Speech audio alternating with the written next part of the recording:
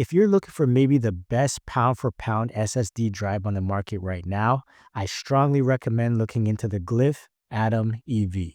What's going on, Flash Mob? It's your boy Flash, and if it's your first time here, welcome. My channel is all about helping you turn your passion into a paycheck whilst taking you along my filmmaking journey. If that's the kind of thing that you're into, make sure you go ahead and hit that subscribe button and turn on notifications so you don't miss any future videos. So I'm going to let you guys know that Glyph did send me out this SSD drive for me to review. There was no money exchange. They're not going to get to see this video before it's put up on YouTube. And as always, you guys are going to get a real honest review from me. So the company Glyph has been around for quite a few years now, and they're really good, but they're not really well known. When you think of the major SSD drive options, you think of SanDisk, you maybe think of Western Digital, Lacey, or maybe even Samsung. But how Glyph was able to capture my attention was from a creative named Sam Kolder. Now, if you've never heard of Sam Kolder before, I'm not going to say pause this video, but after this video, definitely go and take a look at his page. He is an outstanding video creator. His editing skills, top notch. Filming, color grading, everything. It's just beautiful.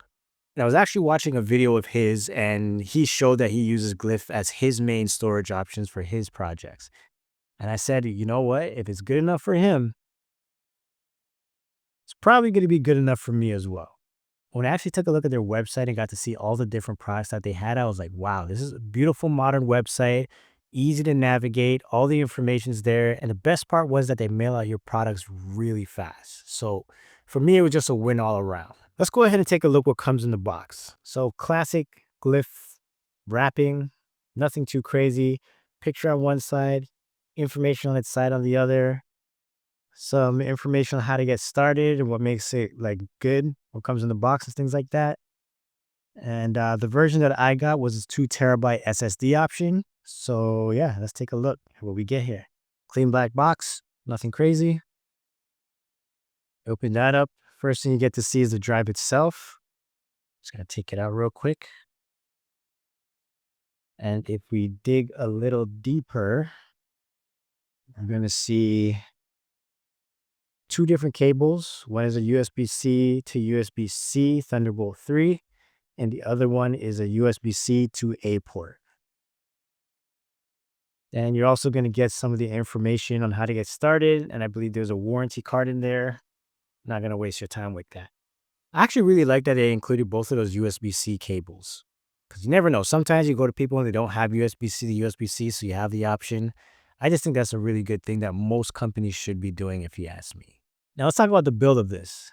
So following pretty much all of their product line, it has this rubber protective sleeve, and I like it. It's simple, looks good, keeps it steady on your desk. Perfect. I don't think they should ever change that. And to add to that, it's also shock resistant, dust, and sandproof.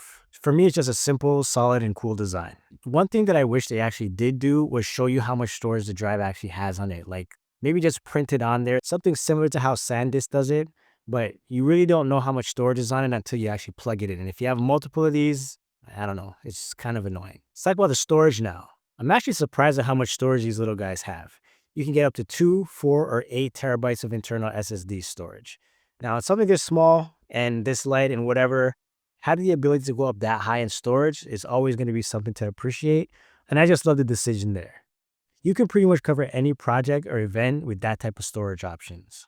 And to add to that, they are fast. When you finally decide to go from HDD drives over to SSD drives, speed is king every time. And with this drive, it does not disappoint.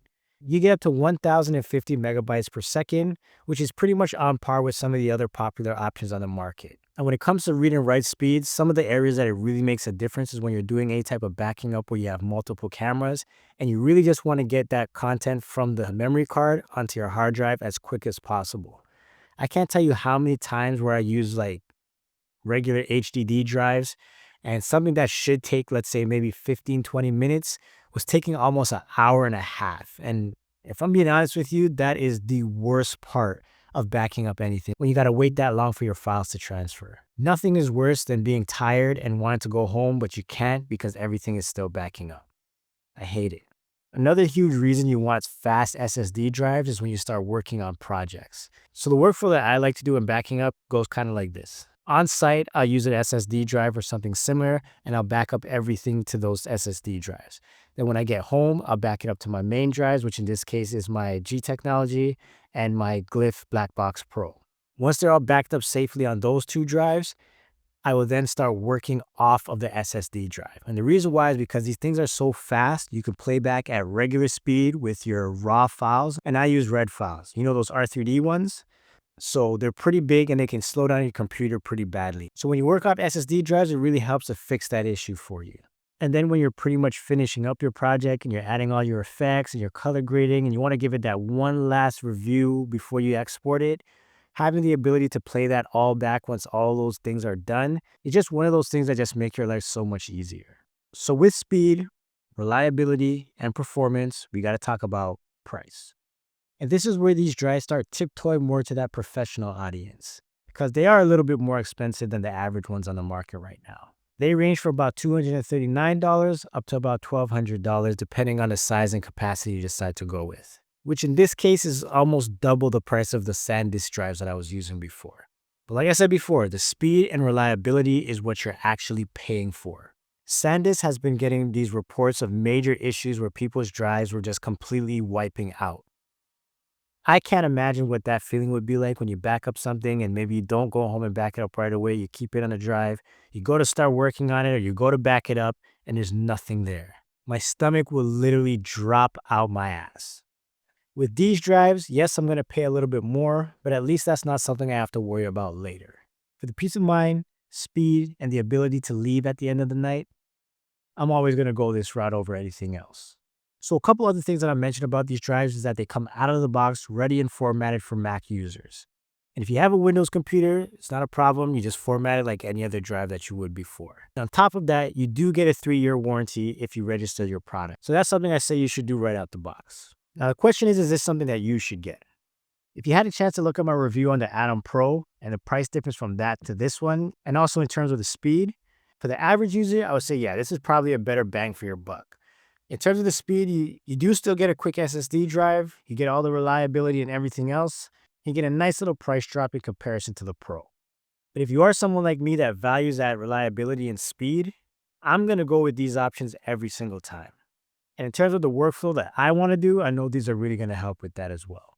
But yeah, that's pretty much it for this video. If it helped you in any way, make sure you go ahead and hit that like button.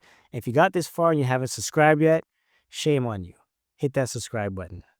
Thanks for watching, guys, and always remember to look, learn, and share. Take it easy, guys. Peace.